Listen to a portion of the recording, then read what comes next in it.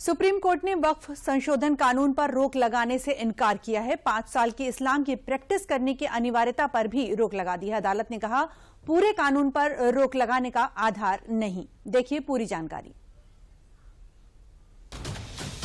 वक्फ संशोधन कानून को लेकर सुप्रीम कोर्ट ने सोमवार को बड़ा फैसला सुनाया है। सुप्रीम कोर्ट ने वक्फ कानून की वैधता को चुनौती देने वाली याचिकाओं पर अंतरिम फैसला सुनाते हुए पूरे कानून पर रोक लगाने से इनकार कर दिया है।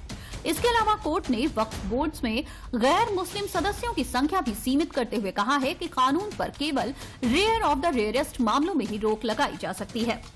सुप्रीम कोर्ट ने वक्फ कानून की धारा 3 और धारा 4 पर रोक लगा दी है। बोर्ड के कुल 11 सदस्यों में से 3 से ज्यादा गैर मुस्लिम नहीं होंगे। राज्य के बोर्ड में 3 से ज्यादा गैर मुस्लिम सदस्य नहीं हों।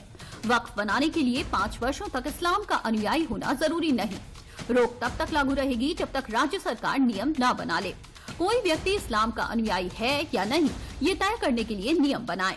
The Supreme Court has first found that there is a prima facie case for stay on certain provisions. They have not stayed all the provisions, the complete act, but certain provisions have been stayed, like the provision that said that you have to be a Muslim for 5 years have been stayed because there is no mechanism to determine whether the same can happen or not, to determine whether someone has been a Muslim for 5 years or not.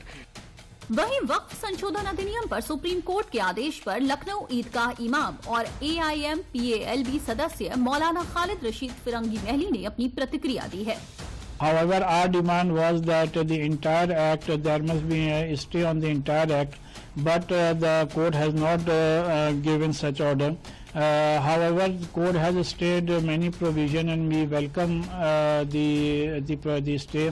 इससे पहले 22 मई को लगातार 3 दिन की सुनवाई के बाद court ने फैसला सुरक्षित रखा था। पिछली सुनवाई में याचिकाकर्ताओं ने कानून को मुसलमानों के अधिकारों के खिलाफ बताया था और अंतरिम रोक लगाने की मांग की थी।